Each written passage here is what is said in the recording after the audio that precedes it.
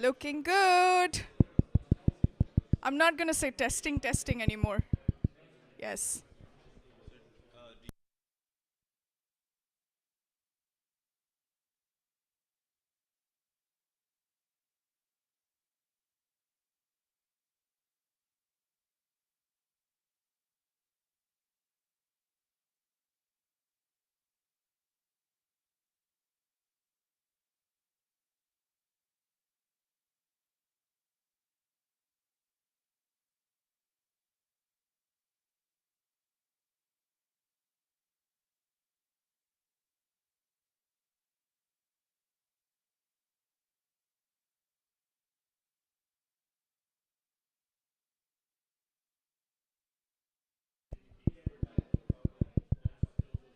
Hello, good evening.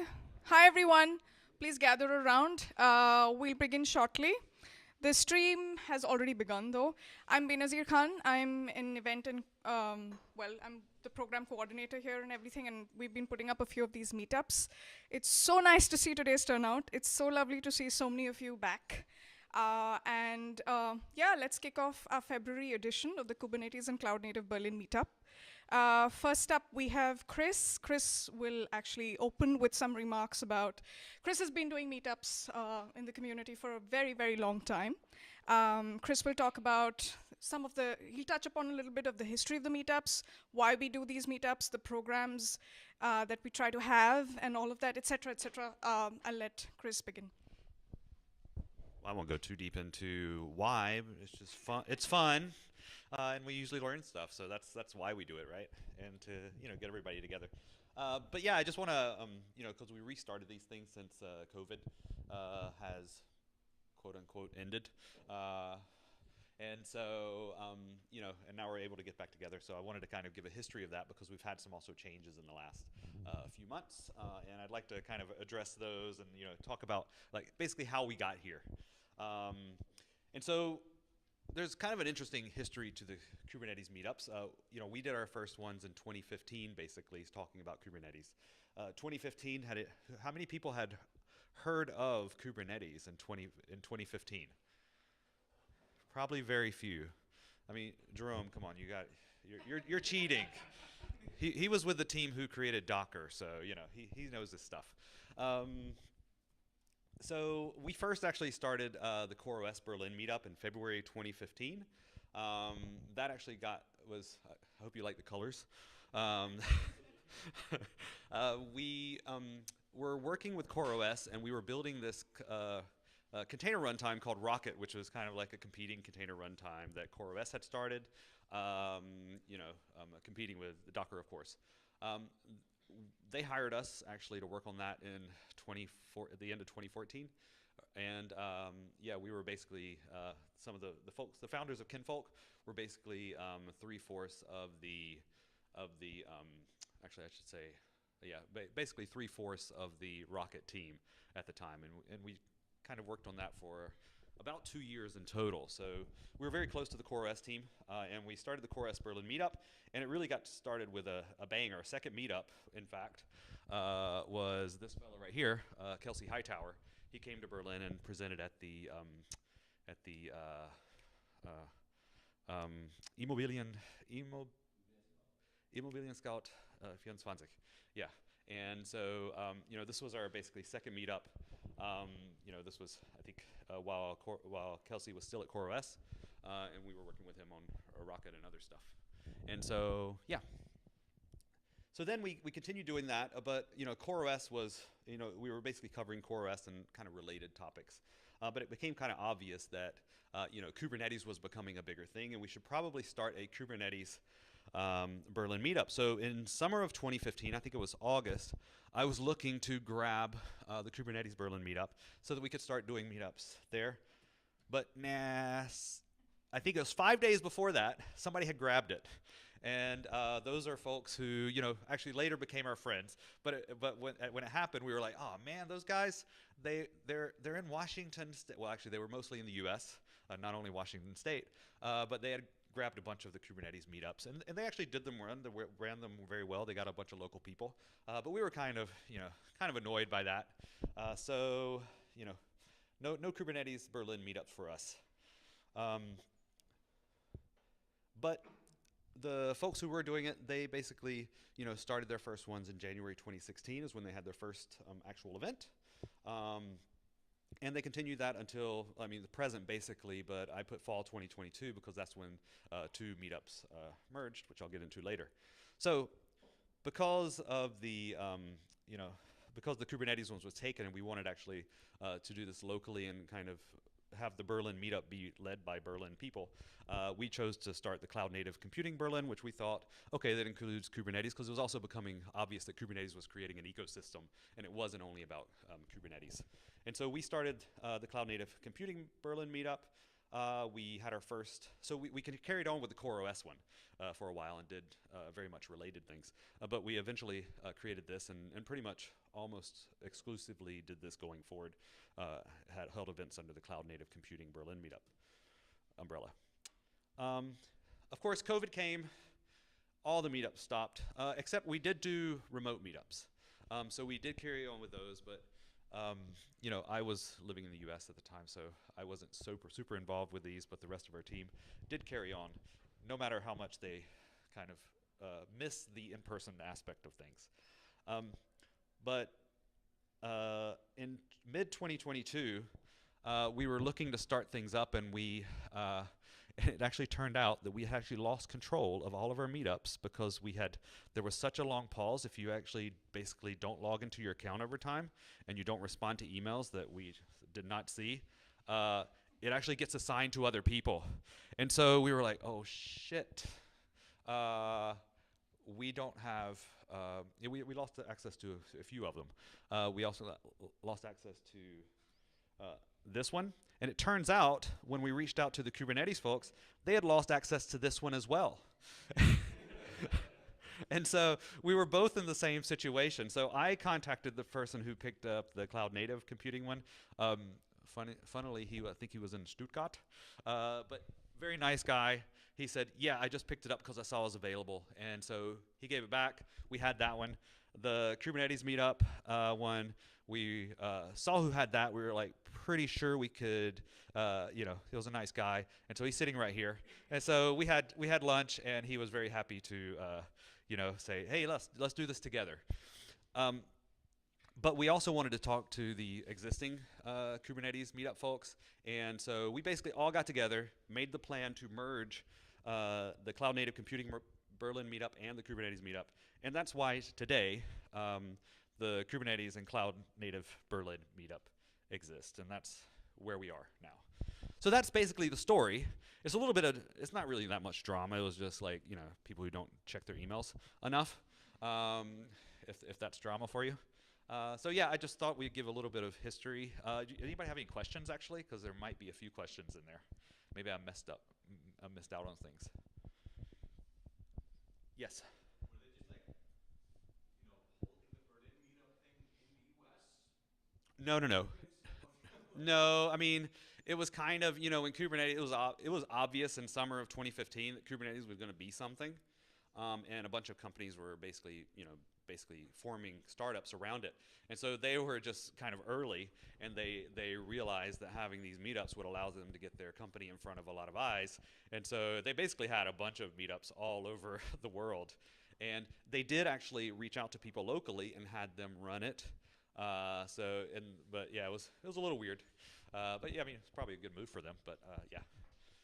Anyway, I think that's, I should mention though, that not only did we do meetups, but we did a bunch of other, the reason we were interested in events is because that's kind of what we did. I mean, I've been doing open source meetups since 2011. My first meetup was the Desktop Summit, which was KDE and GNOME coming together here in Berlin. And then we also did, you'll see signs up here, or did we, yeah, the Systemd Conf. We did that for a couple years. That was the first event we did actually at Kinvolk. And then, we still do rejects. So the CFP, by the way, is open for Cloud Native Rejects. That is a conference that is designed to be the B-side for KubeCon. So it's held a couple days before KubeCon. And so if you got a rejection, or anybody you know got a rejection, you can submit to rejects, just copy, paste, and then we'll do a review of that, and maybe you'll be a rejected reject, or you'll be an accepted reject. So yeah, that's a backup for you. We also do we also do All Systems Go. That's been since COVID. We haven't started that back up, but I'm trying to get it started up this year. And that is a low level. So we're kind of like kernel and low level folks, but also doing the Kubernetes stuff. That was kind of our niche, still is. And so we have that which we're trying to start up again later this year for like user space, low level Linux user space. So that's it. I hope I didn't run over too much. And now I get to hand it off to. Thanks, Chris. If you're curious about meetups or cloud native rejects, chat with us during our break. I for some reason wanted to say lunch break, but I realized it's way too late for lunch. During our pizza networking break or so. Next up, we have Aisha, and give us 5 to 10 minutes, and we'll get everything all set up, and chat.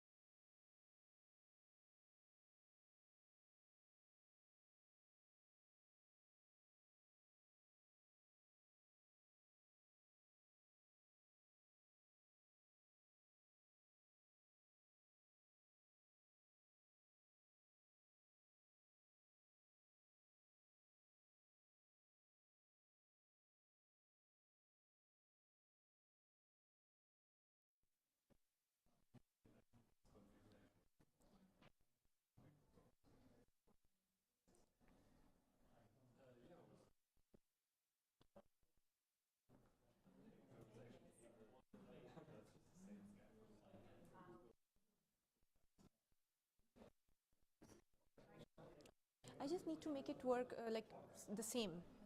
Exactly. Yeah. Yeah. Are you mirroring it or? Yeah, I want mirroring it.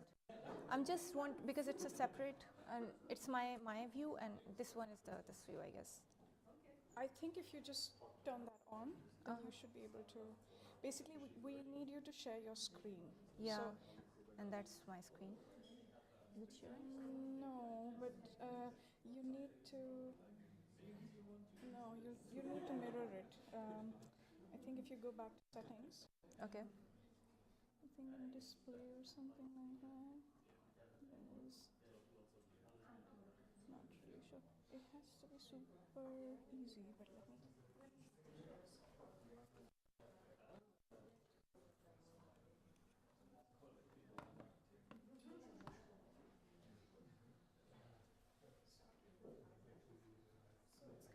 Okay, so you'll need to.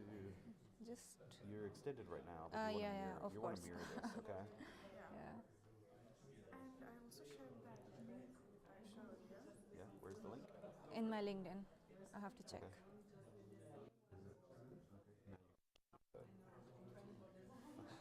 I think just I'll check the link. Oh, what do you stop here? Oh, because you need to log in. Yeah.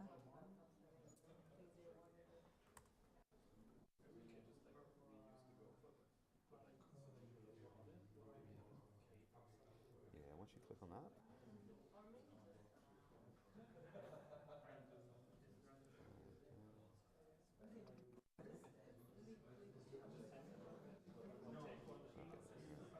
It's just full. Okay, and then you just share. You want to do screen sharing, and you can select a screen. Well, Okay. you got a lot of things, but you want to do probably. Yeah, this eBPF. Yeah. Okay. And yeah, I worry that when you put this in full screen that it's not going to be that. So let's see. Do you want to see what? Go check and see what's showing. Okay. So you should be able to now do your mirroring. Okay.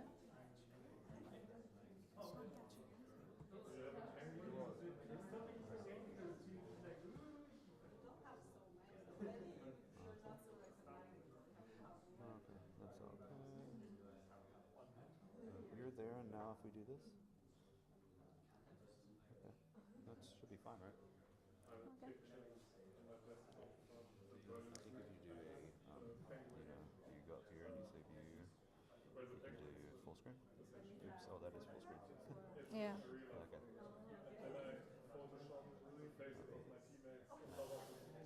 Okay. Perfect. Yeah. I think I can.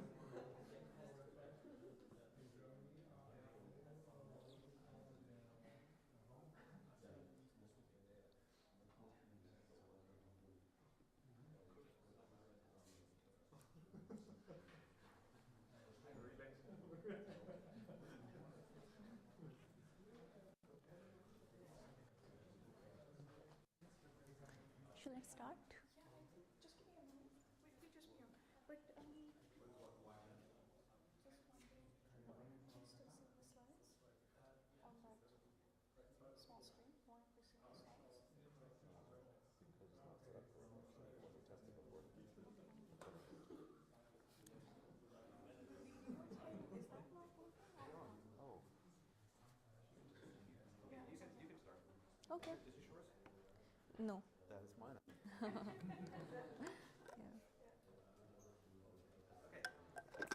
Okay. Thank you. Hi everyone. My name is Aisha Kaleem, and I work at Red Hat as a software engineer. First of all, thank you so much for coming and listening me. So today I'm going to be talking about the eBPF, and just I'm going to be discussing that what eBPF is, what does it do, how does it work, and also I'm going to be going into the little architectural level of eBPF, and just to discuss the architecture of eBPF, that how it works and how basically it works at the kernel level. So I'm going to be discussing about the eBPF maps, eBPF program execution, architecture, and also I'm going to be discussing about some libraries that we can use to write eBPF programs. So let's get started with what is eBPF. eBPF is a technology that allows you to run sandbox programs into the Linux kernel, and just to make basically eBPF is allowing you to add more functionalities and more functionality programs into the Linux kernel. Historically, operating system was the right place to add networking, to implement networking, security, and observability related functionalities due to the restrictive nature of Linux kernel. But now eBPF makes it possible to add more functionalities and to add more programs into the Linux kernel itself. Currently, these days, a lot of modern cloud platforms and data centers are using eBPF extensively for the efficient load balancing, for the efficient security and observability tasks. So the use cases of the eBPF is basically networking, security, and observability. And just to summarize, because there are a lot of genius people are sitting here, some of them have already used eBPF, and some of them might be didn't know about it. So I just wanted to just give a small example. For example, if in our web development we have a HTML pages, and we have CSS for the designing those HTML pages, and they are static websites. And if we want to do something, add onto the real-time onto the browser, then we need to add anything into the HTML and to add something into the code because their website is static. But if we add JavaScript, then we can do a lot of functionalities onto the website and onto the front-end side as well. So that's not an exact example for the eBPF, but it's also doing the similar thing.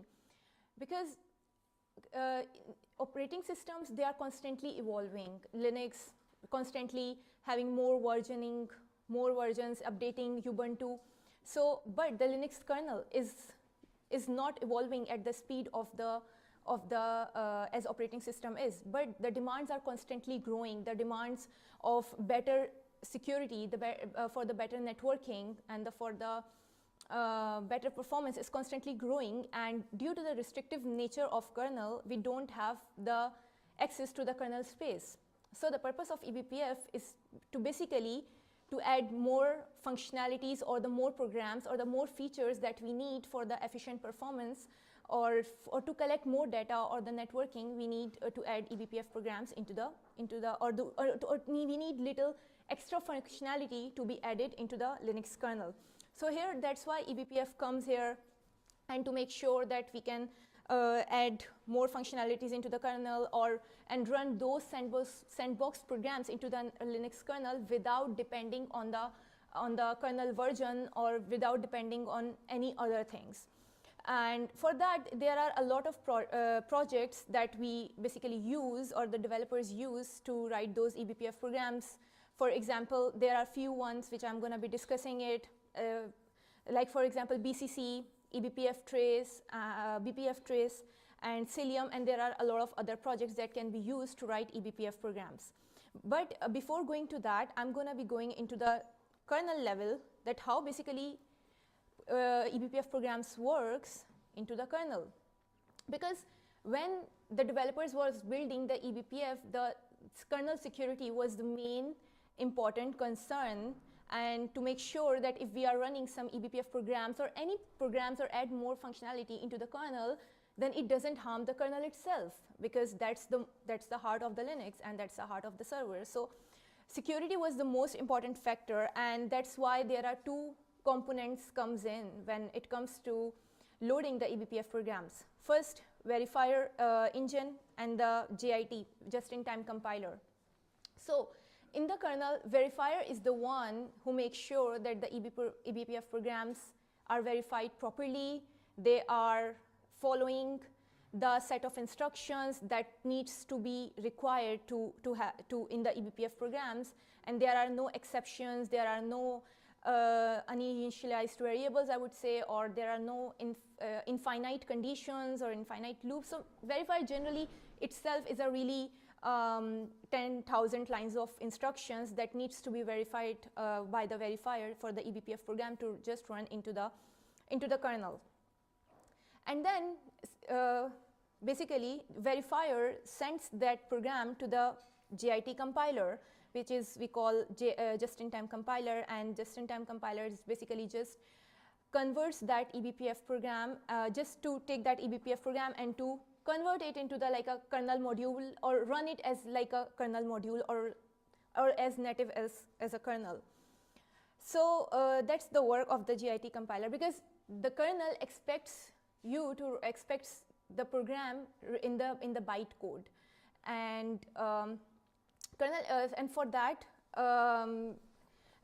when the kernel as a developer or as a people, you can of course also write the program into the bytecode, but it's not very practical. Practical is to use those VCC and Cilium in this kind of projects to basically run that program into that eBPF program into the kernel, because that's the one which converts the program into the bytecode, which I'm going to be discussing it.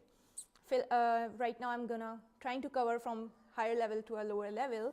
So verifier basically, once the verifier approves the program that it's verified, it's safe to run, it goes to the JIT compiler, and JIT compiler is basically make sure that the it's running into the kernel like a kernel module or executable. And then here eBPF maps comes. So eBPF maps are the one which eBPF programs uses to share their data or to share their state with the eBPF maps, and basically using it as their memory storage in the kernel. Because as eBPF programs are not depending on any kernel version, so the running procedure of the eBPF programs into the kernel is independent, and so that's why eBPF maps comes to basically share state between the kernels, or to communication between the kernel, or to do some data sharing. And also eBPF and then when the program gets executed, it also returned back via system calls and from the user space. So basically system calls are the most important aspect when it comes to eBPF programs, because system calls are the ones which uses to run that eBPF programs into the kernel, and from kernel space to user space, system calls are the ones who basically doing that communication. So eBPF maps are basically just to also from the user space to collect the executable results. eBPF maps are also the one which shares the data to the user space. And there are also some helper functions to write eBPF programs, which are predefined, and they are not kernel. They are kernel independent, and they are predefined basically helper functions that you can use when you are writing eBPF programs with using any project, whether it's BCC or BPF trace, and which I'm going to be discussing in coming slides. And the purpose of this helper functions is to do some helper methods, for example, generate random numbers, get current date and time, and just to give the eBPF map access. So these are the kernel functions. But now these are I think a very high level overview that I give, that how basically eBPF programs are running into the kernel space. But that's also, I think a lot of you might be thinking that how is basically running into the user space, and how those eBPF programs are going to the kernel.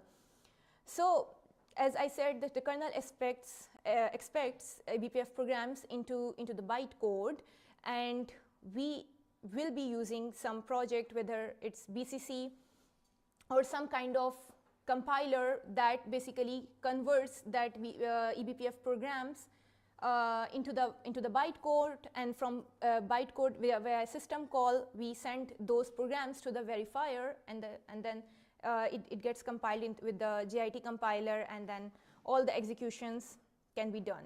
So BCC is a library that uses LLVM and CLang as their compiler, and you can write Python programs with using BCC. BCC is more, I would say, beginner friendly for the people who just want to get started with the eBPF and writing eBPF programs. So because it's easy, you can write BPF program into the Python, and it's easy to use, and I think this is one of the oldest one as well. And BPF trace is also a high-level language that can be used to write eBPF programs, and then it also uses LLVM as their compiler. Apart from that, there are also a lot of new libraries comes in place, whether it's a Go library to write programs in Go language, and then it works in the like the same way that the BCC and other working. They are using basically compiling the code into the lower level language, and it goes to the kernel. So there are a lot of new libraries comes in, and there are some libraries which are new, which is in Golang, for example, core. They are also working that because once the programs are, you write the programs, they compile every time into the user space, and then it goes to the kernel. So there are also some situations where with the core libBPF and all that, the program should compile the one time, and it can run anytime, everywhere with every kernel. So it's also a detailed topic, but I try to cover this talk at a very, I would say, higher level, because there is a lot of complexities involved when it comes to eBPF, especially when it comes to the security, and I try to make it as higher level as possible. And so it's I would say the summary of the architecture that I have discussed in this talk, that with the eBPF program, and we write a eBPF program using any project, whether it's BCC or higher level language BPF trace, and the Cilium is also one of the really popular project, basically, who gives the abstraction layer top of the eBPF, and it's a really popular project, and it's a really cool, I would say, cool project to write eBPF programs and to use that. And then it, as the compiler and the eBPF codes goes to the verifier, and verifier to make sure verifies that it's safe to run for the kernel, and compiles it to the JIT compiler, and then it's the summary of this presentation. And yeah, and I think I make you guys really bored. I don't know. So if anyone has any questions, I would love to answer. But yeah.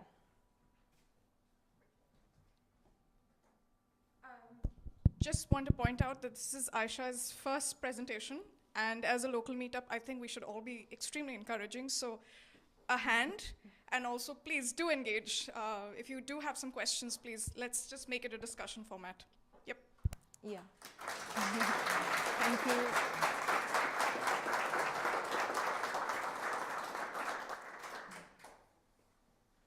You mentioned before that eBPF might be like an example of JavaScript, when you can with eBPF can improve your kernel. Yeah. So can you give us an example? Aisha, would you mind repeating the question for the recording so that it shows up in the live stream? Okay. Just, okay. Repeat the same question because the mic cannot hear him. Okay. Okay. Okay. So the question was that. Okay. Okay. So the question was that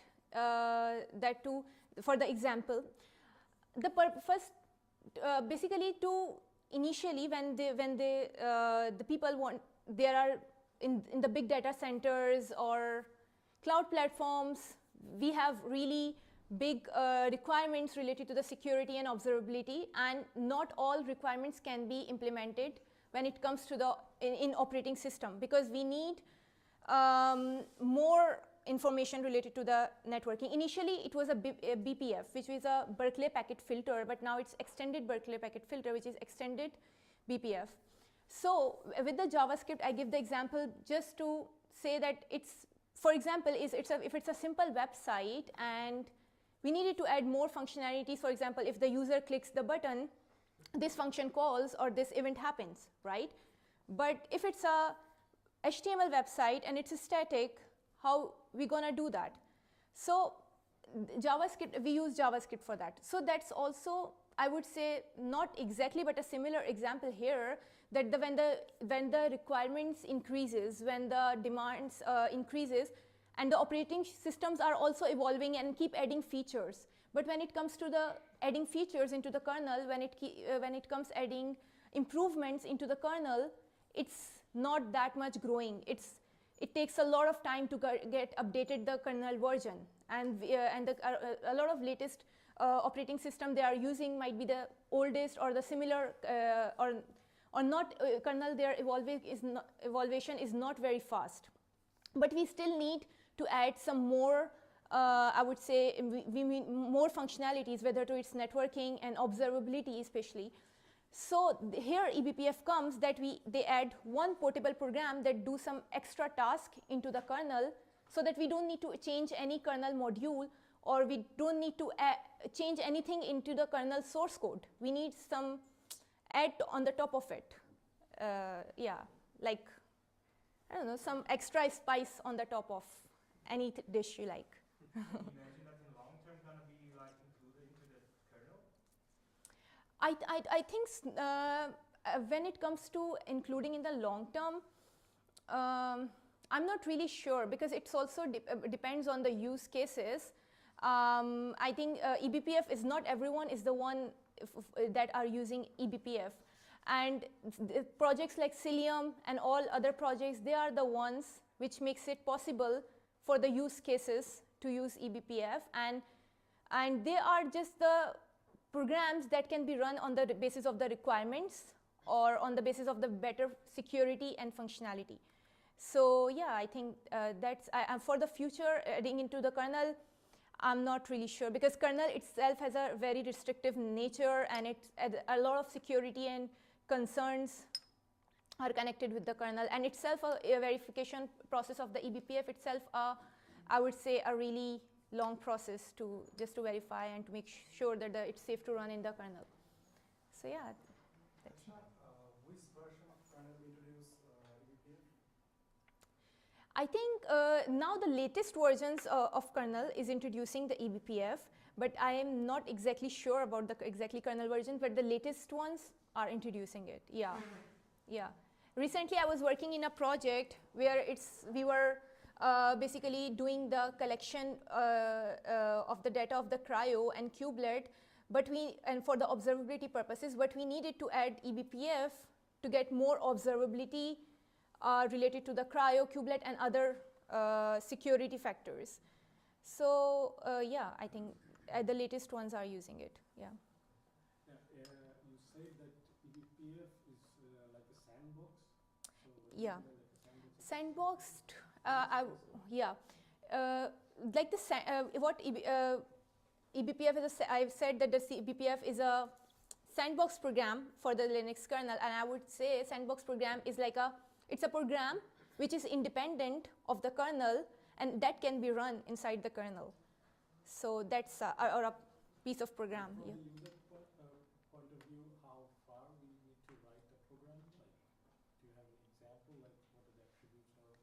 Yeah, well, I think the most, it's writing a eBPF program is not very, very difficult. It's just you need to have a eBPF setup into your kernel, and you must just make sure that it has a eBPF verifier. And I think just using a BCC library, you can write eBPF programs, and just to run it via system calls.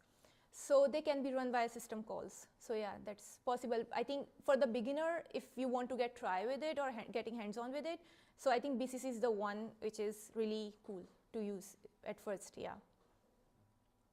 Yeah.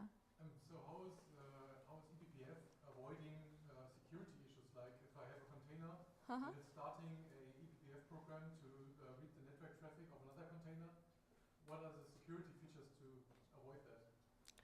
I think that's a really, I would say, yeah, that's a very detailed answer I would say, because the security factor, there are still security loopholes in that, but how you can run it, it's just you can use system calls and you can run that eBPF programs with that, but I'm not really sure about that. If you are running in a container and if it goes to the kernel and what are the security factors for that.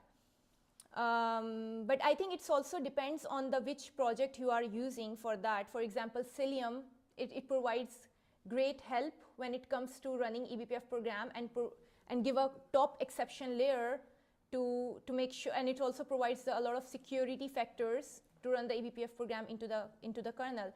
So, but I am not exactly sure about that how exactly we tackle the security factors when it comes to writing the programs from the Kubernetes container or a Docker container. Yeah. The correctness and the consistency of the verifier and the just-in-time compiler are probably very crucial properties of the whole eBPF subsystem. Yes, indeed. Has there been some formal verification of those components? What was the second part of the question? Some kind of a formal evaluation of those components done by someone or Yeah. some tools? I don't know. Yeah. Yeah, I think your question is really good, because when I said, because verifier and just-in-time compiler basically is just compiling the program, and verifier is the one which is the responsible to verifying the programs. And it's 10,000 sets of instructions to make sure that the verifier is verifying the program and its program is okay to run. And I think it's pretty strong, but still there can be loopholes, and there can be there are a lot of strategies that can be used to verify programs, whether they can be coming into the user level as well and user space as well. I think the more verification processes, that more can be handled in the user space than to the kernel space, because kernel is the one who is doing the verification. I'm not talking about the eBPF programs that are verified and run in the JIT. Yeah. But I'm talking about the verifier and the JIT compiler themselves. Are those verified or evaluated by someone or some tool? Are you aware of that? I think I'm not very aware of that. Yeah. Yeah. Folks, we can take one more question. We can keep going, and I have a suggestion after that one more question. So I'll leave that cliffhanger there, but who wants to take the last question? A question on compatibility. Like if I write an eBPF program, will it work if I take like an older kernel, or will it keep working on a newer kernel, or has there been different iterations of eBPF? Yeah. I think, yeah, it's a nice question that if it's the kernel version affects the running of the eBPF programs. Actually, the purpose of eBPF is to make sure that it's very independent of kernel. That's why we are compiling it into the user space. We are using the helper functions, which is I'm not even using the internal system calls or internal functions of the kernel. But as far as you have a kernel which is doing the verification process or just-in-time compiler, then I think you can run the eBPF program with, and they are not kernel dependent. They are independent, and they are just independent. Yeah, yeah. So, yeah, that's it. Thank you so much for your time, and it was a great talk. And this is my Twitter handle if you want to follow. Or if you have some questions, you can always reach out to me. And if I don't know the answer, we can figure out together. So thank you so much.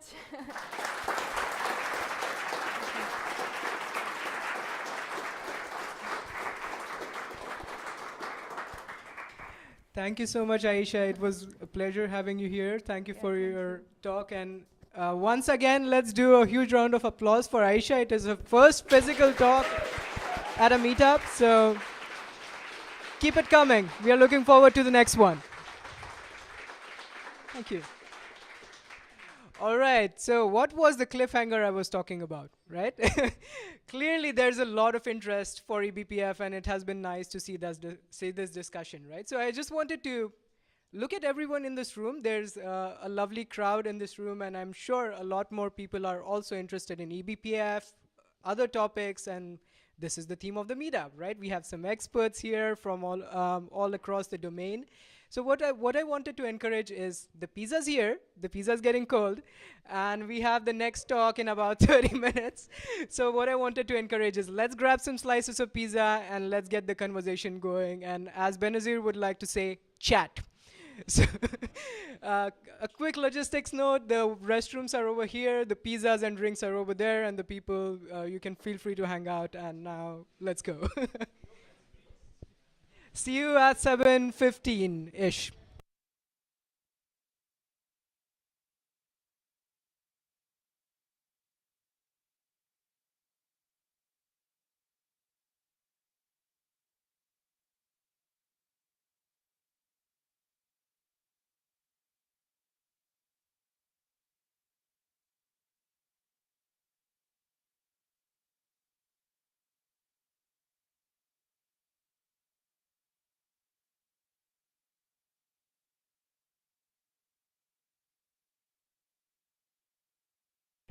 Let me try one for the community. The Yeah, I think the pizza.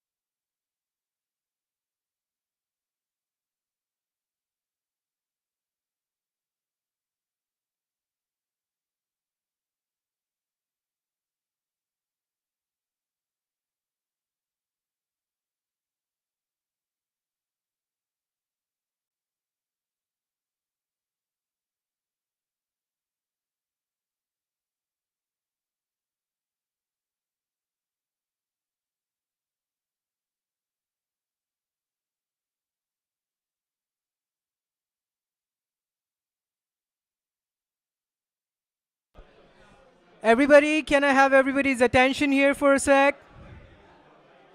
Okay, no.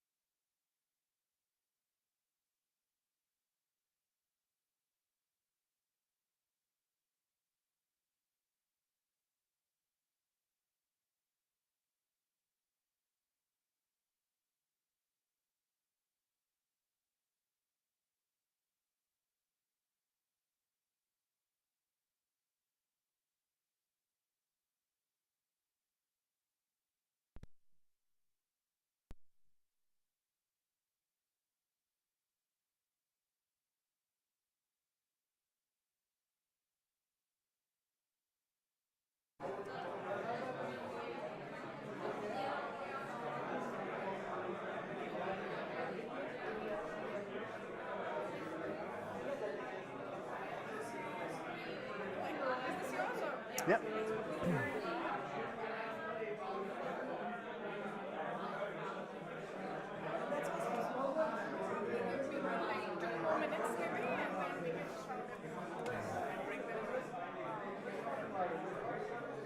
Do you maybe want to say something? Just keep talking. Sure. Yeah. Maybe 10 seconds so I can see the levels. Yeah, I'm going to keep talking so that you can check that it's working correctly on the other side. I will pretty soon run out of interesting things to say, but I think it's not a problem because the point is just to check that the sound works correctly. And at that point, I hope it does. But if it doesn't, I'm willing to keep talking until we know for sure that it works. I'm still testing. Are we good? Okay, perfect. I can see levels. Okay.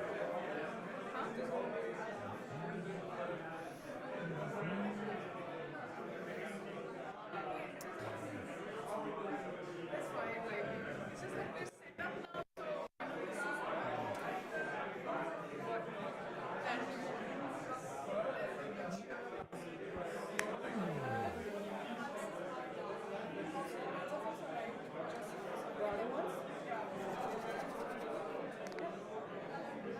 Jerome, did you have the pizza? I did, yeah.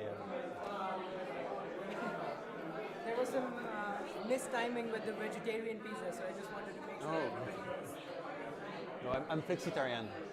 Yeah, but just in case. Yeah, no, good call. But yeah.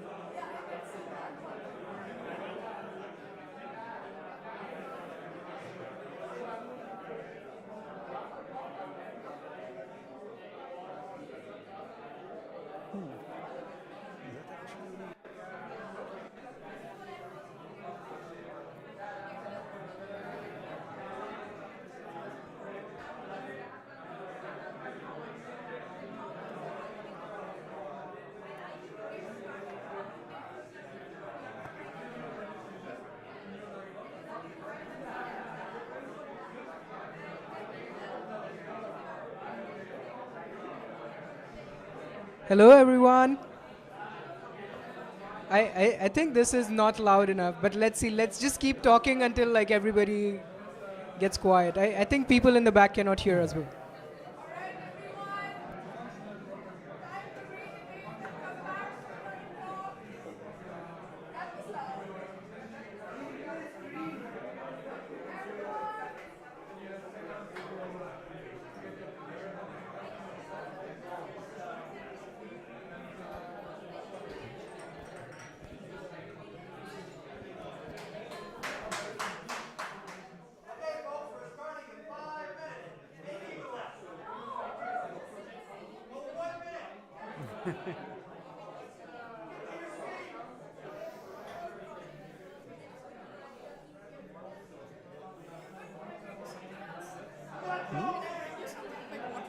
No, I got water here. So. How are you feeling? Excited? Good. Yeah.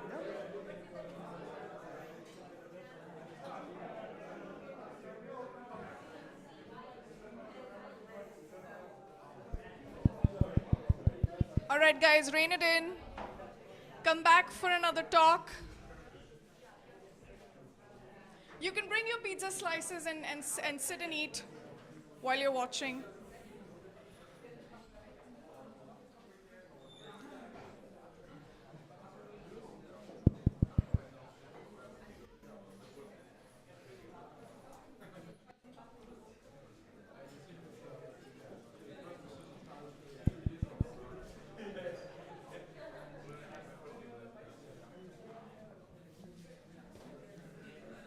And while we're at it, I just want to stress on one quick thing, which I think we always miss out on logistically, but when we do remember, we do talk about it, which is the code of conduct. This is a harassment-free zone, and I know everyone respects that, but we should, and we should also talk about it, and we should emphasize it as much as possible. So yeah, let's disagree if you want to, but like in a nice, tasteful way. All right, that said, you know the rest of the general code of conduct, which you generally read and know about everywhere. We are all back, are we? We have a quorum of enough people, I think. So folks, we have a pretty full meetup. If I may request you, please bin pack, just like you should do on Kubernetes. So if you can move towards the side of the room so that more people can squeeze in, that would be awesome. Thank you. We now have container OG, Jerome Petazzoni. I don't know if I've said your name right or if I still need to improve on it, but I'm sure we're all waiting to hear from him. It's a good 30 minutes talk, and yeah, get your refreshments, sit down, and take it away, Jerome. Hi everyone, good evening. So I'm here to talk about running, so ML is for machine learning, not like ML like scheme and these interesting programming languages, right? In containers with GPU acceleration. So reminder, this is streamed, which means it's also recorded, but it's also going to be recorded twice. I mean, you should always record anything important twice to have a backup. So I'm going to go to that little terminal here, and I'm going to start the recording. It's going to be useful for the demo in half an hour. So FFmpeg from Pulse Audio, default input, and that's going to be meetup.mp3. Font's too small. Font bigger now, but that's not important. The key thing is to note that this is recording. Awesome. Okay, so this is recorded twice. So I'm Jerome Petazzoni. You can follow me on Twitter or Mastodon these days. I was an early employee at Docker, where I did a bunch of different things here. I was also an early employee at Enix, which you probably don't know. This is not Square Enix, the makers of Final Fantasy. This is Enix, the first French hosting provider to sell virtual machines ever. And I have pages from the Wayback Machine proving that back in 2005, we could sell you Xen-based virtual machines before anyone else on that market. Yay. But that's not what I'm here to talk about today. So I'm here because I'm on the right circle. I think I know a bit about containers, and I'm trying to learn about machine learning. And there are many people knowledgeable about machine learning, but I didn't find many folks in the middle circle, and I really struggled with a lot of questions about how to run ML stuff in containers in a way that I would find satisfactory from a container standpoint. So this is a kind of a debrief of the stuff I've learned. And by the way, who here is more on the right circle, you know, container folks? And who's more on the left circle, machine learning folks? Oh, very few. Okay. Well, if I say anything wrong, please point it out to me. Don't hesitate. I'll be happy to learn. And by the way, we had a presentation about eBPF before, so I have an idea for a talk next year. Actually, there are many folks who know both about containers and eBPF because there are many like cross-pollination opportunities like Kinfolk, or maybe I should say like the band formerly known as Kinfolk has lots of folks who are really knowledgeable about both containers and eBPF. Now, eBPF and machine learning and containers, that's a startup idea for next year. Anyway, this talk is not an intro to machine learning because I am not qualified to do that. If you want to learn about machine learning, there are tons of resources. One that I found pretty good is 3 Blue 1 Brown. It's videos. I don't like videos, but I like these ones, so they'll probably be good. This is also not an introduction about containers and Docker and Kubernetes. I might be qualified to deliver that, but I won't because this is not the theme today. I'm also going to sweep under the rug, that rug here, a lot of questions, you know, like ethical problems with machine learning, like all that stuff. I'm not going to talk about that. I'm just going to acknowledge, yep, these questions exist, but not today. I'm going to talk about a couple of machine learning models from some companies, but I'm not endorsing them in any way. I'm just going to take them as like use cases, example, and stuff like that. And also, I'm not going to tell you how to run that on Kubernetes because I just don't have enough time to cover it, but maybe for a later presentation that could be fun.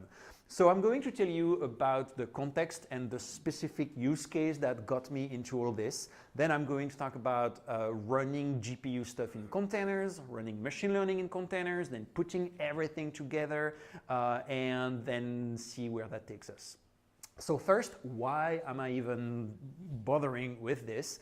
A model in the first place. Now we have some interesting open source models, I would say, and when we think about open source code, we think, yeah, it's Python, it's Go, it's Rust, it's whatever, and it's going to be thousands of lines and that's it. But in machine learning, you have models where you have basically weights in matrices, like representing coefficients in neural networks, and that's a pretty important thing. It's actually what makes the magic in the model, and that's the difficult thing. So what's interesting is that we now have some models where you have both the code and these parameters or weights that are available.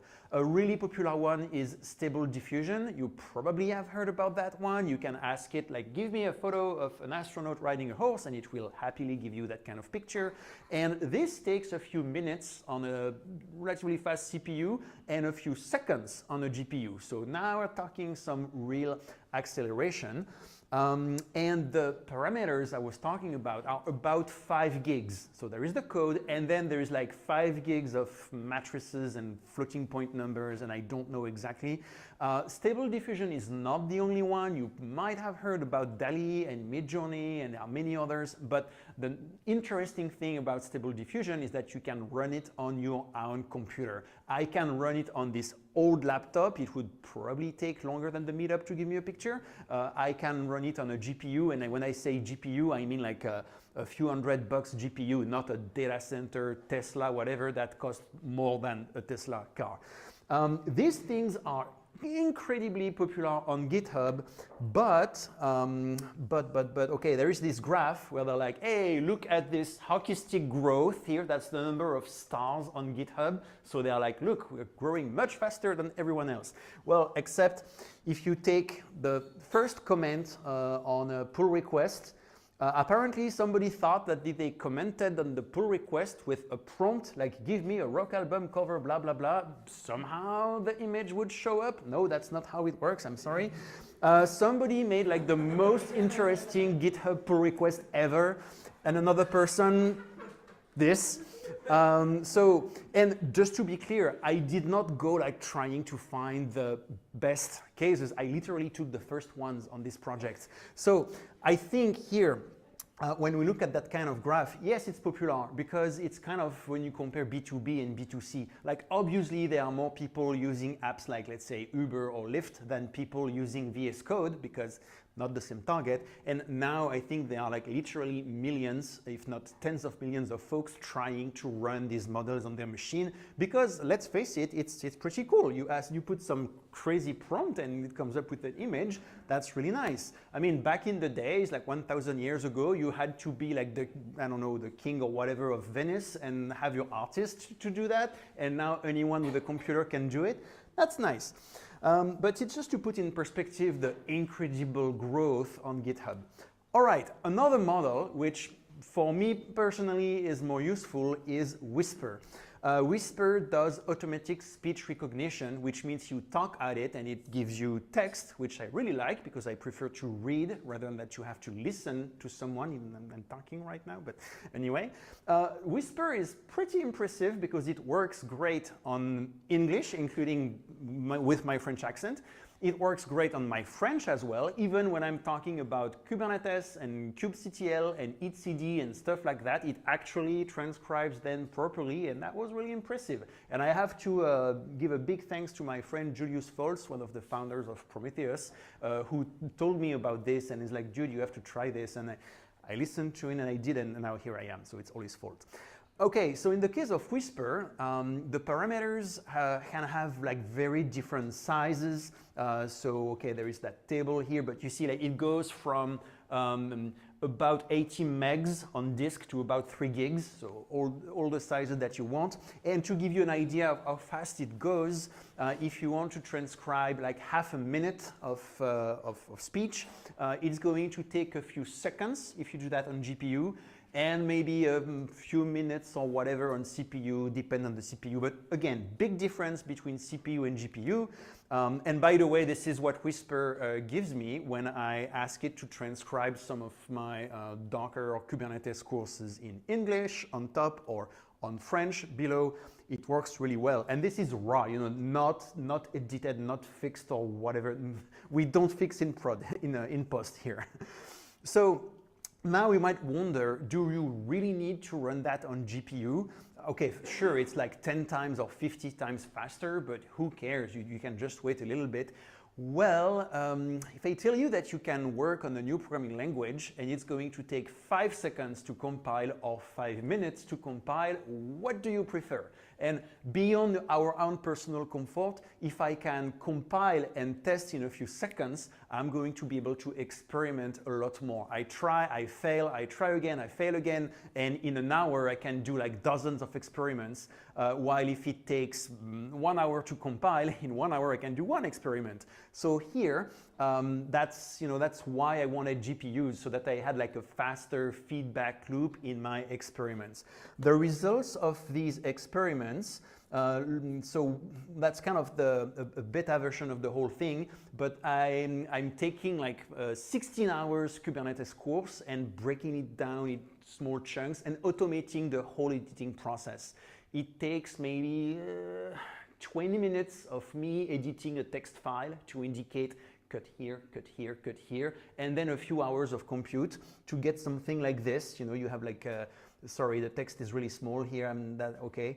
You can pick a specific chapter, like exposing containers, and I don't know if it's going to play really fast but normally that's supposed to work, and then it plays. And what's really fun is that you can, interesting. Okay, demo effect, I told you it was a beta version, but normally if you click in the middle of that text, it takes you to that particular location. So that's my use case, basically, like taking my live courses and turning that into some bite-sized chunks.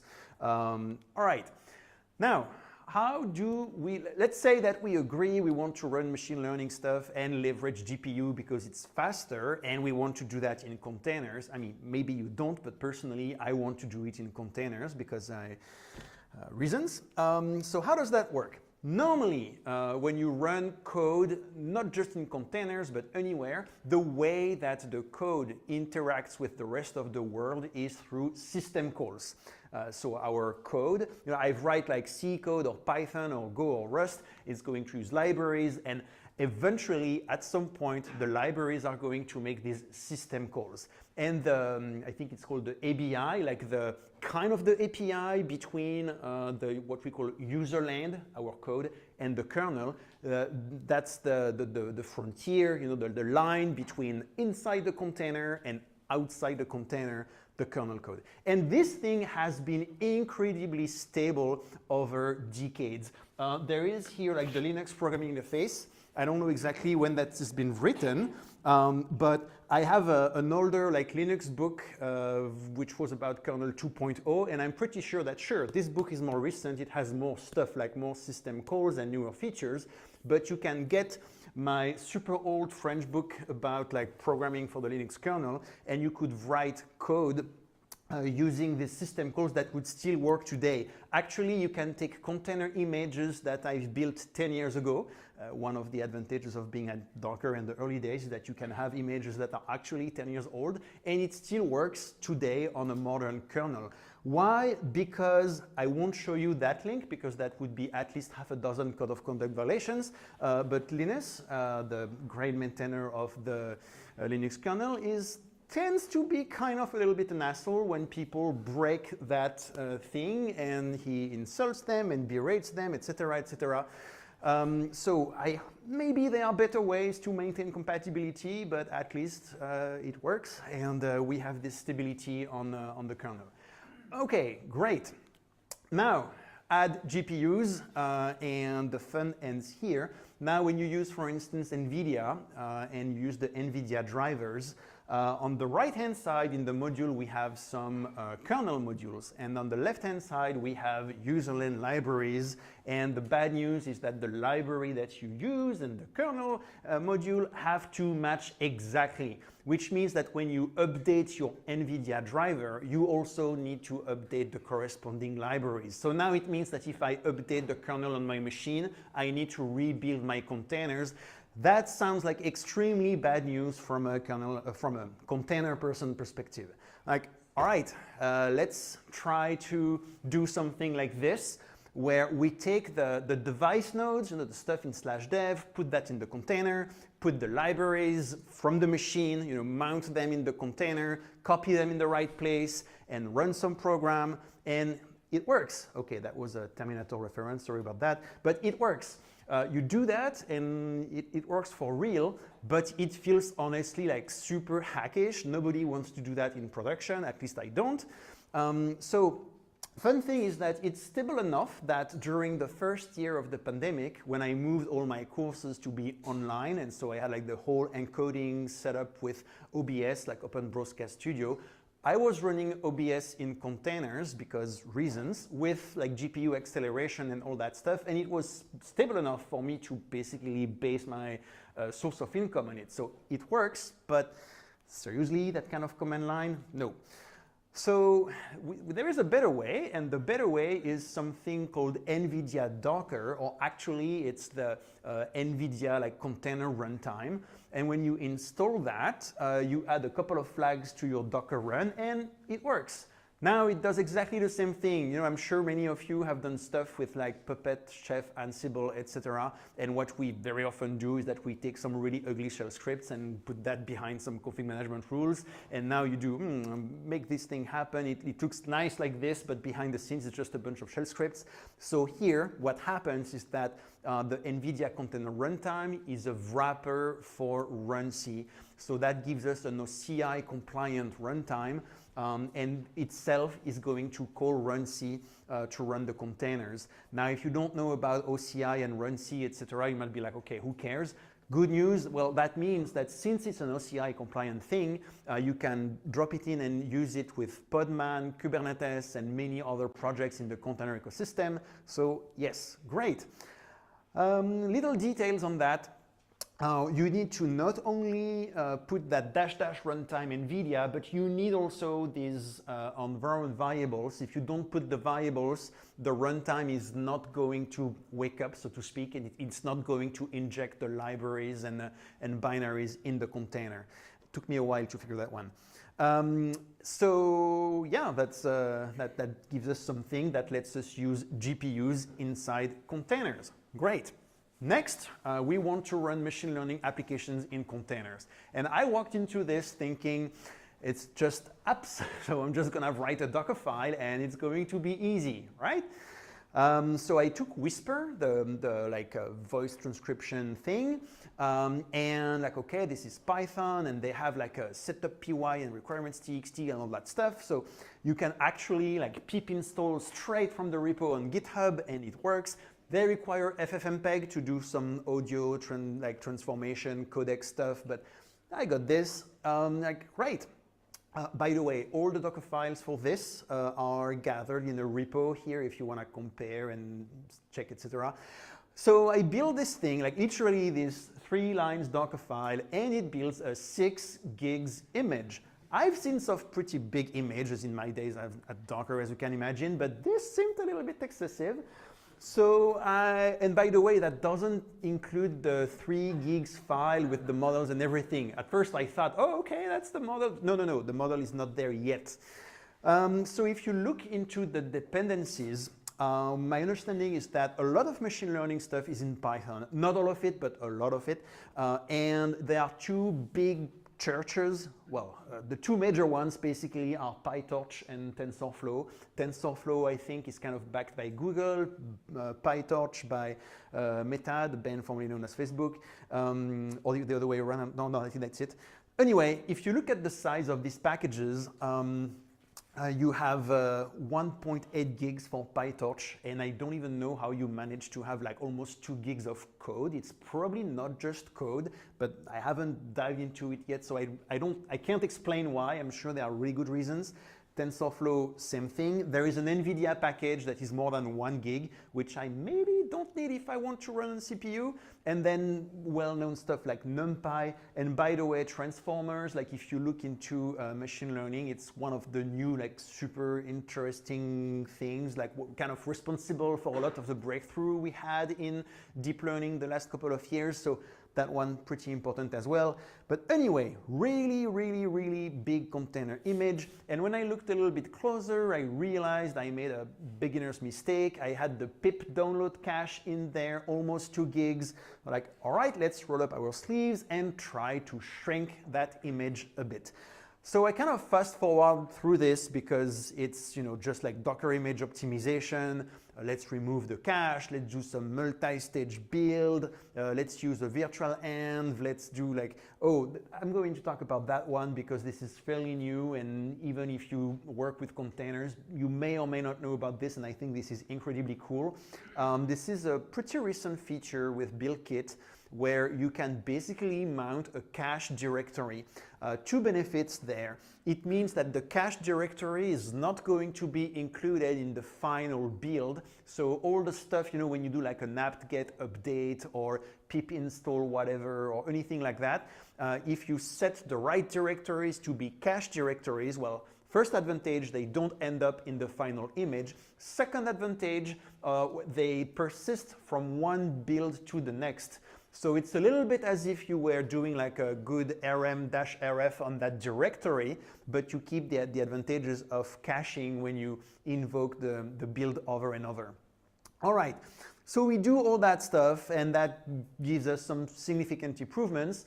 You know, I kind of squeezed things as much as I could. I got like a almost like 1 gig image with the Whisper code. And I was like, yay. Then I was like, how do we get GPU stuff again? Oh, now we are back at 3.7 gigs. Anyway, my takeaway was, well, going from 6 gig to 1 gig, that makes me feel pretty good because I feel like it's almost one order of magnitude. Now 6 gig to 3 gigs. Sure, it's still 3 gigs. We saved a bunch of gigs, great. But I feel like it's not a huge, you know, change of paradigm or whatever. No, so I think the key thing is not really to try to squeeze every gig out of the image at this point, but more to make sure that the build system is going to leverage cache correctly, meaning that when you push changes to your code, it's not going to rebuild the whole thing and push a completely new image, but it's going to just update the layers that need to be updated, because now in that case you're going to see differences like 5 or 6 order of magnitude. So it's worth it. All right, now let's talk about models. And I was telling you earlier that the models in machine learning, they can be big. Not all of them are. You know, if you follow like a lot of tutorials on machine learning, it's about like recognizing handwritten digits, and the models are going to be way smaller. Another good presentation I saw was somebody like teaching like a model to play like rock, paper, scissors. And again, the models are not going to be huge, but these models, like the 2 I was telling you about, well, that's it. So for Whisper, the big one, the one that we want to run because it's the best, is like 3 gigs. And for Stable Diffusion, they are like 5 gigs each. So that's not small. So good news, when you run these machine learning applications, they tend to automatically download the models. That's pretty awesome, right? Except they do that every time you run your container, because each time you run the container, you get a brand new container and you re-download the model, and no. So one question is, maybe we should put the models in the image. That way you pull the image, you get the model with it, that sounds great. No, I don't think you should do that, except maybe if you like pain, and even then. Because, okay, some exceptions, if the models are really small, like a few megs, okay, fine, you already have 700 megs of PyTorch, and I don't know what's in there, but if you add 10 megs, not 10 gigs, 10 megs of models, nobody will ever notice. Or maybe if you have a big model but it never changes and you will never rebuild the image, and if you believe that, I think you're deluding yourself, but who knows, maybe. But in other situations, I don't think you should put the model in the image, and I'm going to try and explain why. Just like bigger images means bigger problems. If you build without build kit, like build kit is kind of the new style Docker builder, and it's great and we really should use it. But if you build without build kit, which is still the case of some authenticated build CI systems, etc., each time you Docker build, it's going to send the whole build context to the Docker engine. So even if you have a perfect Docker file with perfect optimization, caching, etc., if you have a 5 gigs model file, it's going to be sent to the Docker engine at each build, which is dumb, I think. And even if you're using BuildKit, which is using some kind of magic to figure out which files have changed and what needs to be sent over, etc., if you have a 5 gigs model file, you're going to have 3 copies of that file, like one on the machine, like on your local, let's say, home directory, one in the BuildKit cache, and another copy in the final Docker image. So that's not great. Also, Docker registries, and not just Docker, but container registries in general, because at the end of the day, on your production Kubernetes clusters, you're probably not using Docker anymore these days, but registries are not CDNs. They are not, it's not Netflix, right? They're not meant to send 5 gigs, 10 gigs files like this. They can, but should they? I think not. They typically are not going to be as fast as doing like a massively parallel pull from S3 or R2 or whatever. So I think it would be a good idea to set the models somewhere kind of aside, pull them separately to let the registry breathe a little bit. Okay, so instead, what should we do? Well, for instance, something like this. That's what I'm using locally. I have a compose file and I've put my models in this cache directory, and so each time I run that container, the model files are here, and if I want to run the models locally, I can use the same cache directory, and that's great. I avoid to have like multiple copies of these files, and it's honestly super easy. One line in the compose file, one extra argument if you use Docker or Podman to run the container, so really no reason to do that differently. Now, if you run on clusters, my personal piece of advice, do whatever you want with it, is try to make sure that these models are going to be pulled in some persistent cache, so that if you have a container that you run over and over, a pod that you run over and over, that it doesn't download over and over these 5 gigs models. All right. And it's honestly not too hard to do. By the way, I don't have examples here, but that's the most important part is to be aware that these huge files exist and that they're going to be automatically downloaded every time, and that we want to avoid that from happening. All right, so now that we have all that, it's demo time. Normally I've been recording that. Okay, let's stop the recording now. And normally this has been synced pretty much real time to there, yes, meetup.mp3. So this machine on the lower side, Zaftra, that's a machine at home with a GPU.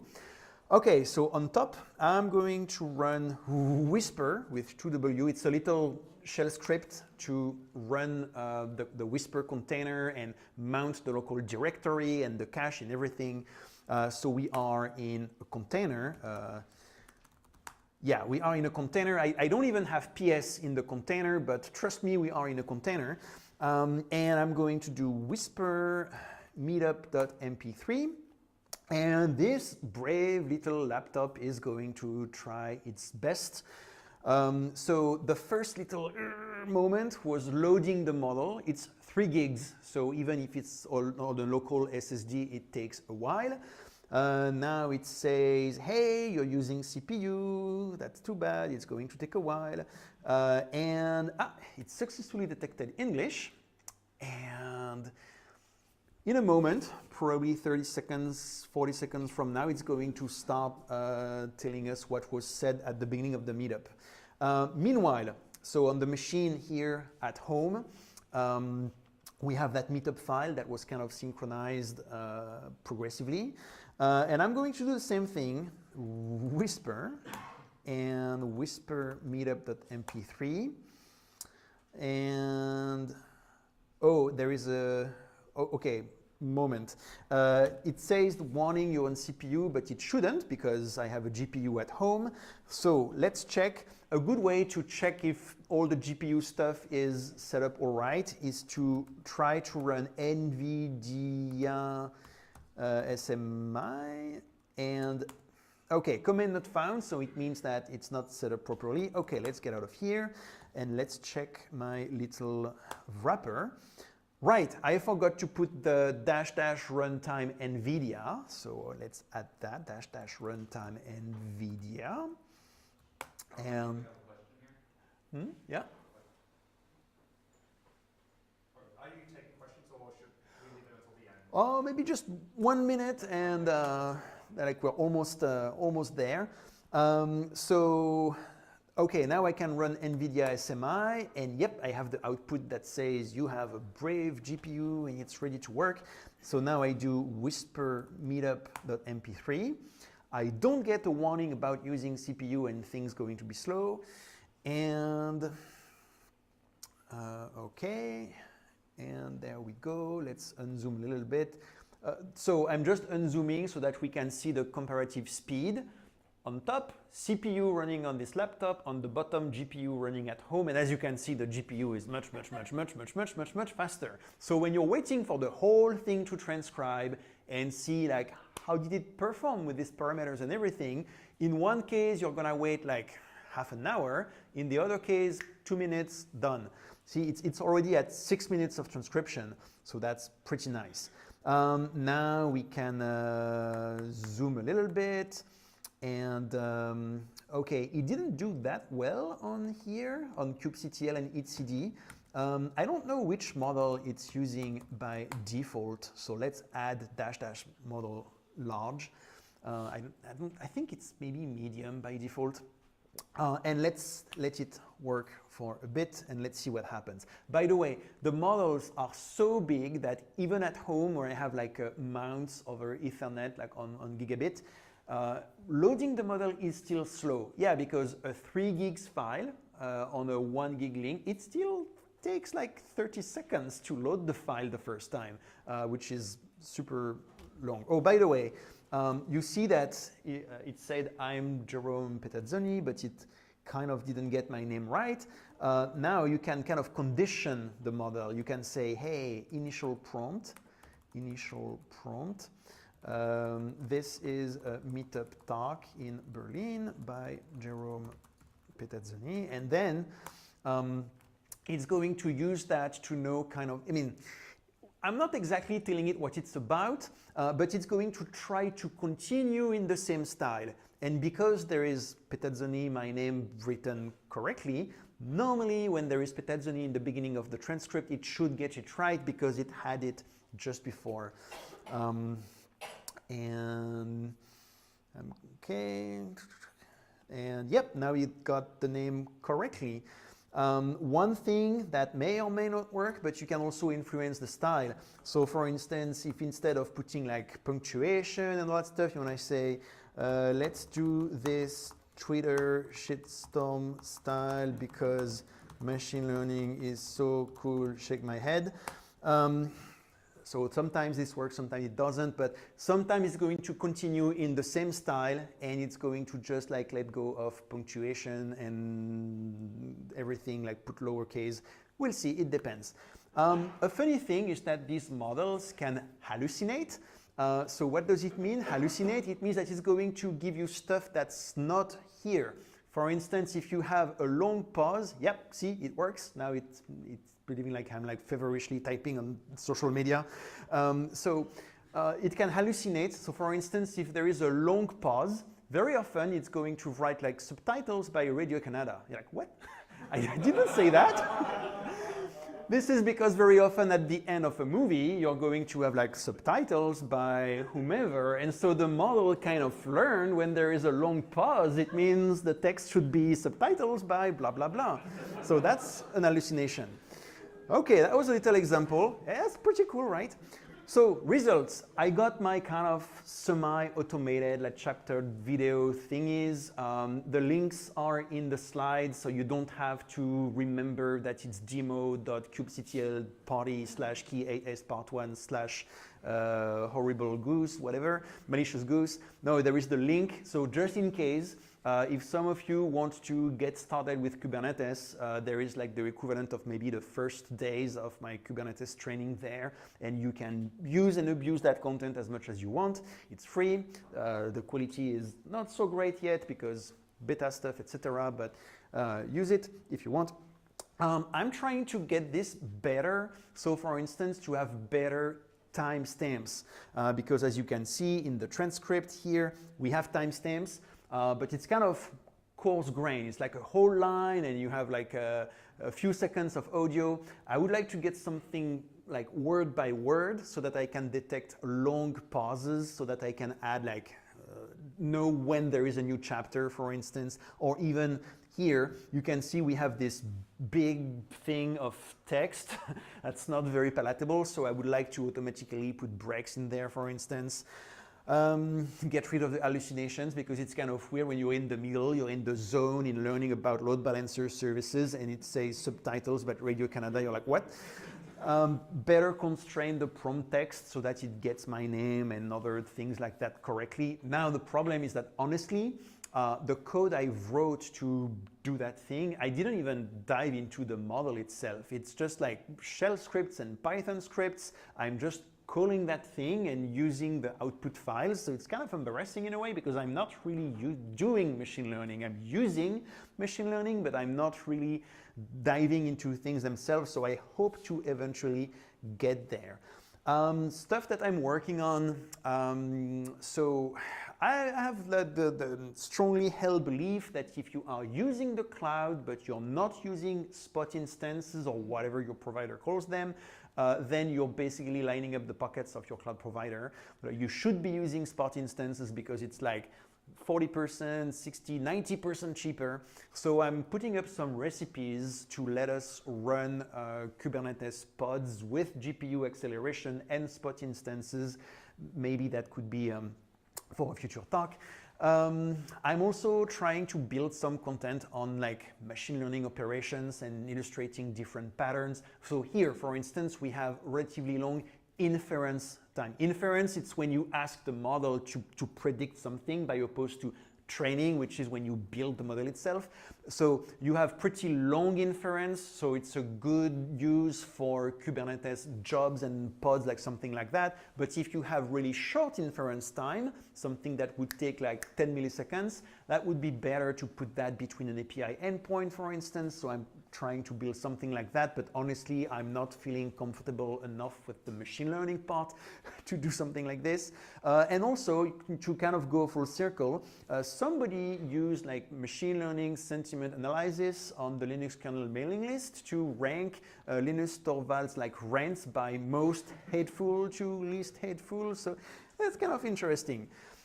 In case you want to dive into that, first, everything I showed you works on CPU. You don't need a GPU. You will probably want to buy one anyway, but you don't need one. One thing I don't really like this situation, but honestly, there is pretty much only the NVIDIA stuff that really works. I have an AMD GPU. I played a little bit with an M1 Mac, and no, it feels really hackish. You sweat a lot, and at the end, you have maybe 1/10 of the speed of the NVIDIA stuff. I don't think that it's just because the NVIDIA stuff is better. I think it's also a matter of support. So progressively, the other platforms are going to catch up. But right now, love it or not, if you want to be serious with GPUs, you might have to go with NVIDIA.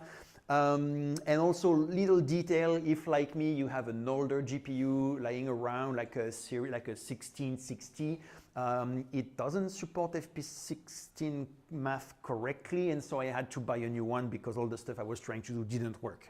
Little details, we can talk about that after, because I think I'm running out of time, but I will be happy to take questions. Thank you.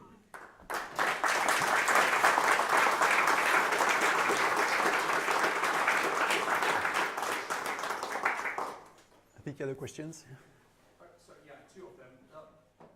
You were mentioning sort of about halfway that there are still sort of issues with training the model to be able to differentiate dictionary discrepancies or issues as well as hallucination. So that will be things such as homonyms and homonyms and antonyms and that sort of thing. Would that be correct? And what sort of ways are you looking at to be able to make this model tell the difference between each of these? Right, so the question is like, how can we improve on some of the problems I mentioned, like the hallucinations, and how can we kind of tune things? And there's also like, I think you mentioned timestamps, so would that be things like day, month, and year, and the timestamps, yes. Okay, so first, to be honest, I'm not quite sure about what tuning a model means. In general terms, I understand, oh, I want the model to perform better on this and that. But when I started to look into it, I saw very different examples. So first, there is this whole thing like the transformers architecture, which the way I understand it, which is probably extremely wrong, but is that instead of having just this one model, we do a bunch of transformations, and that unlocks some interesting possibilities. Like for instance, stable diffusion, the thing that lets it run on a plain consumer GPU is that instead of working with pixels, it works with a kind of compressed representation, which is smaller, and therefore fits into the video memory of the GPU. And then there is a transformation, from pixels to what they call this latent space, and then back. So you kind of compress, worked on the compressed thing, and uncompress at the end. And so there is this whole thing. And so what I'm understanding is that sometimes tuning means changing some of these steps, changing some of these parameters, using one text encoder instead of another, or little details like that. A little bit like, tuning my shell pipeline when I have like find pipe, grep, pipe this, pipe whatever, changing these things. And sometimes tuning would mean retraining the model. And again, the way I understand it, so probably pretty wrong, is that when you train a model, you do like a number of kind of iterations, and you could do extra iterations with your own content. I honestly, so interestingly, there are lots of guides about how to do that with stable diffusion, because many people want to use it to produce images that would once again be kind of convolutions. And the makers of stable diffusion initially didn't want that. So they filtered the data set that they used to train the model to remove anything that was like nudity, gore, porn, etc., etc. But some folks are like, no, we want that anyway. So there is lots of tutorials to kind of teach you how to do that. I didn't really look into that yet. I might, and honestly, not because I want to do that, but because I want to learn it. And it's kind of sucks that the best resources to learn how to train further the model would be for that kind of use, but that's where we are.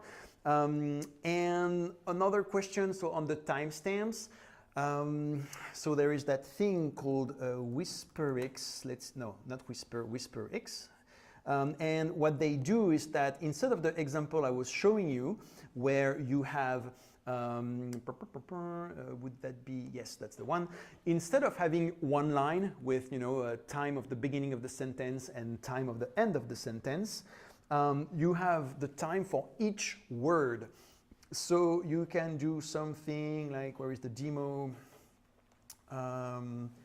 And well, we can't really hear at this point, maybe if I put it, but you can see the words being as lighted as they tell them in the recording. This won't be for long. Well, you can stay as long as you want. And so basically, I want to do that for a couple of reasons. The main one being to be able to detect silences and pauses. Now, to be honest, detecting silence, you don't need machine learning to do that. I could probably also do that on the side. And by the way, that's also one way to not exactly solve, but help with the hallucinations. When you have a bunch of blank, you know that, okay, there is blank here. There is no Radio Canada subtitling bullshit. So you know that you can remove it in post. So that's many things to explore. Some of them looking like super fancy and advanced, like retrained models with epochs and stuff. Some of them being like, well, we know that on these locations there is silence, so we know that we can just snip out the text and that's it. It's just like grep and fine, and I know that. So it probably will end up being a mix of both techniques. Yeah. Yeah.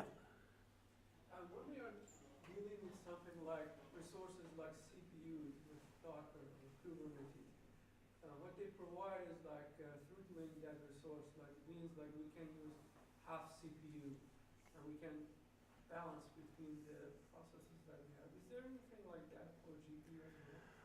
Good question. So to repeat the question, if I understood correctly, we have pretty good tools to manage like resource sharing on Docker and Kubernetes, like saying this container can use that much CPU, that much RAM. What about that for GPU? It's a mixed bag, honestly. My understanding is that we can do stuff like say, hey, I want this thing to have 1 GPU. And honestly, in my case at home, that's kind of, well, I only have 1 GPU anyway, so what do you mean? And so when you are in a data center with machines with multiple GPUs, you could say, oh, this thing needs 1 GPU or 3 GPU or 2 GPUs. But my impression is that scheduling and resource management is still medieval. One thing that is pretty interesting is to look at the resource usage. Maybe I can run that in Tmux, and then I can split that, and here we can whisper and then do whisper meetup.mp3, and while it does that I can run top, so we can see it's going to use CPU. And then if I use NVIDIA SMI, what is it again? I don't remember the exact syntax, but what's interesting is that you can see the video memory usage climbing up here.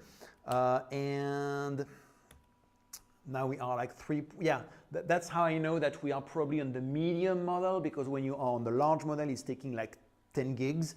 And as far as I know, there is no way to limit the video memory usage, for instance, or the GPU, CPU usage, something like that. What we do have, though, is metrics, and I have no idea if this is going to work, because this is a machine at home, and yay! Okay. Big up to Tailscale, because I started using it recently and it apparently just worked magically. So I have a little Raspberry Pi at home running a bunch of Prometheus, Grafana, etc. And there is an excellent exporter which can show you, I'm really sorry, where is it? NVIDIA GPU metrics. And that shows you your usage. So you can see here like memory utilization. That's when I was doing that demo earlier. Memory allocation, what else? Power draw, yep, 150 watts. So there is, this is like definitely not zero, etc., etc. So we can see that usage, and we can probably use that to be smart about this workload only needs that much VRAM, so I might be able to co-locate it with that other, etc. However, we don't have stuff like on Kubernetes or Docker to say, I limit you to that much of VRAM and CPU and etc. Not that I'm aware of, at least.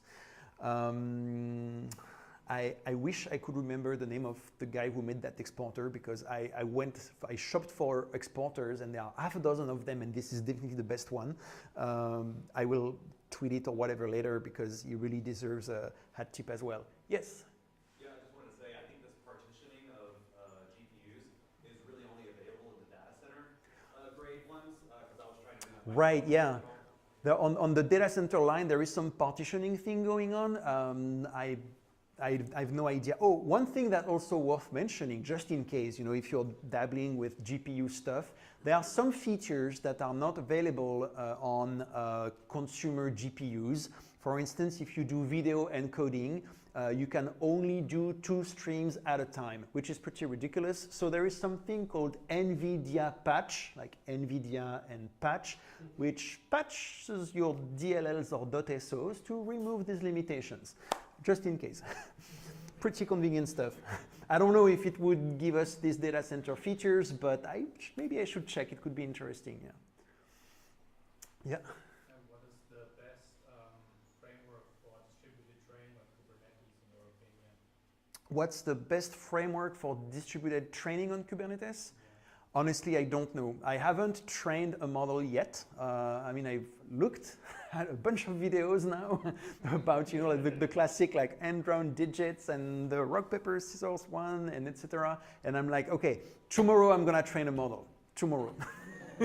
But I haven't done it yet, so I haven't dived into that yet. I'm sorry.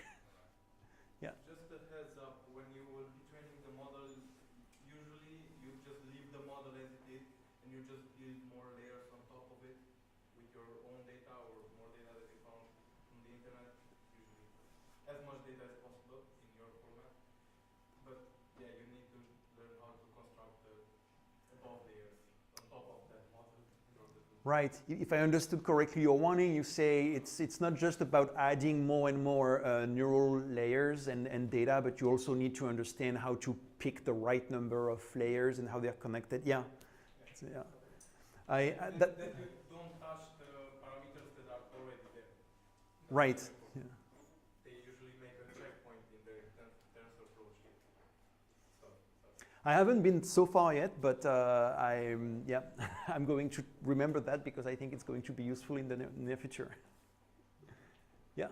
What permissions the container needs to use the CPU? Unique capabilities? Excellent question. Which capabilities and permission do we need in the container? Wow. I think it's going to work with that. And okay, I'm going to guess, but it's just like educated guess, that when we use the NVIDIA runtime, it's going to give the permissions and that's it, because here I'm just doing like a Docker run and it works. I didn't need to add extra capabilities or permissions. To be honest, I have no idea if the NVIDIA runtime is just like popping out the SE Linux or Apartment profiles and capabilities, or if it's leaving them more or less as they are. I don't know. So I have no idea if using the GPU in that case, like, does that completely defeat a bunch of security features? I don't know. Thank you.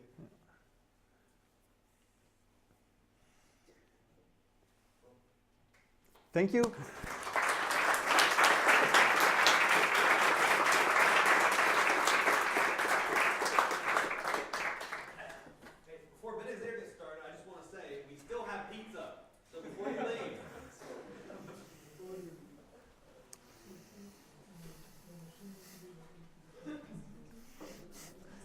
Oh yeah, and the last thing is that usually the last slide of any presentation is like, we're hiring.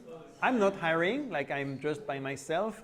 So usually I also add, well, I'm doing Kubernetes training, so if you want to train your team, get in touch, except I don't really have any availability until months and months ahead, so no. But if you do cool machine learning stuff and you want to hack together because you have the machine learning stuff and I bring the container stuff and maybe we can do fun projects, hit me up. Thank you. Thank you, Joe. Gotta say, you got me excited. I think I'm gonna go back home and buy a GPU just now. I'm very excited. Benazir, on. Well, I'm not going to, this is not a good follow-up act after that. That was epic. But yeah, I think we're at the close of this yet another meetup. Just wanted to summarize what we're doing with the meetups here and organic community building efforts of ours. It's supposed to be a 10-minute slot, but I'm not going to speak for that long because you hear me around all the time. So I'd love to meet some of you guys maybe later. And I'm so happy with all of this. The numbers that we're seeing, the turnout here. This is important. This is important for us to keep going, for all of us, in fact, for this momentum to also keep going. But also wanted to touch upon some things in the community building efforts and initiatives and the processes that we're looking at and everything. As you can imagine, it's organic. It very much involves the community, and it very much involves everyone coming together and doing these things together. I think I've spoken a few times in the last few meetups about how it's just necessary that people even sort of start trickling in before the meetup and sort of help put certain things together and everything, so you feel more involved and invested in the process. I think it will happen slowly. Well, this is just our third meetup, and as you can see, the numbers are also so much nicer and bigger and everything. We're constantly trying to rope in great speakers like Jerome. And this amazing talk that we had today, and all of the other amazing speakers that have spoken here and everything. But I also wanted to sort of briefly touch upon a component that's also very near and dear to us, which is diversity and inclusion, representation. All of that, especially this, because I think in sort of choosing speakers and in sort of getting these kind of programs running and choosing the topics that we want to talk about and that we'd like to hear more about and everything, we'd like to hear more from you about what topics you'd like to hear more about, and the speakers that you can recommend or the people that you want to encourage and push forward and everything, because we're constantly looking for ways to best represent the diverse perspectives in the community, and diversity both in terms of just perspectives, your companies, also in terms of, you know, women speakers also coming forward and everything. And sometimes it takes that little bit of a push, I can tell you. And it's worth it. I can tell you as a woman too, sometimes it's just worth it. So please do push women that you know in the community, anyone else who'd like to speak, irrespective of you know, their perspectives, gender, etc., etc. We just want to see a broad representation here. We just want to sort of bring to you a broad spectrum of speakers from across the community. And we want everyone to be heard. So, and this is really not something I'm saying just like that. You can ask the other co-organizers how much I keep pushing and pushing for the fact that, hey, can you talk to this person, that person? Do you know someone? Would that person like to speak about this totally different thing, or like this totally different affiliation that they're from and everything? And sometimes I also get asked the same questions like, oh, but you know, they just sort of had this product release with, for instance, Amazon or something like that. Won't it be a conflict of interest in? And I'm always like, no, that's precisely what we want. We want that in the mix. So don't be afraid and don't keep thinking through these things. Just apply. I keep saying this a lot of times, and yes, I think I need to stop harping on the fact that find kinfolk on Twitter, but find kinfolk on LinkedIn. Yeah, find me on LinkedIn. I'm happy to talk to you guys and exchange more contact details. Yes, and Mastodon very soon. I realize that we have to get there anyway. But yeah, find anyone in the community there, try to reach out and give us some ideas. There's also a feedback form that I've circulated, that I will be circulating very soon at Kinfolk's LinkedIn as well. So if you do like today's program, if you have any thoughts whatsoever, do share. I understand it's not easy for everyone to just come forward and have that dialogue or have that conversation, but we're really, really willing to hear from you. So please talk to us. Find me, corner me, talk to me. I do want to chat with everyone. I want to chat. That's why I keep saying chat. Yeah. Yeah. But on that note, I think I should say chat again. Yeah. Encore. I have a few things too. And yes. And that's it from my side. I'll hand it over to Aditya. I do think that because our turnout is also so great and wonderful today, and we had Jerome speak, and I really, really got the time, and I really made time to actually sit down and attend his talk and also listen to everything. And I learned so much too that we should try and take a selfie today. And Jerome, you're the celebrity, so I think I suggest that you take the selfie and we can all be behind you, so everyone can sort of congregate here. I have an idea. If everybody stands there and Jerome takes the selfie. Oh, that's We wonderful. had this tradition like this back then. Yeah, like we were that's doing great. like conference selfies. We can do that. Let's end with the selfie and whatever Aditya has to say. If you don't want to be on pictures, you can, lower your head or hide or something. No, I mean, it's important to mention that too, because not everyone wants to be on pictures, and that's totally fine. Okay, cheese, whiskey, or say happy thing. Okay, 2, 3. And there is a huge reflection of the light anyway, so we'll see what this gives. I But think we were trying to take it this way. I don't know, should we? It's fine. We'll It's remember fine. it. Yeah. Everybody knows We'll this fix it in point. post. Yes, absolutely. So just a couple of things. I have a 30-minute talk now about community building and so on. No, I don't. I will let you go. I have a 2-minute note about logistics and the next meetup, as always. So the next meetup is going to happen next month. We are going to keep the streak going. We, as always, are looking for, I don't know what happened here. We are always looking for feedback, as Benazir said. We are always looking for help. As you see, putting up this audio-video situation, if anyone's an expert, please join in, show up. Like, we would love to see the YouTubers in the crowd trying to experiment with some of this stuff. I think I'm going to take on the challenge of hosting the next one with help from Benazir and Chris, as always. So see you in the next one. Again, final note, everybody is welcome to speak. We want to hear your experiences, whether they are about Kubernetes, about containers, about any technology in cloud native. So please do tweet, do reach out. As Benazir says, find us anywhere you want. And let's chat. Thank you.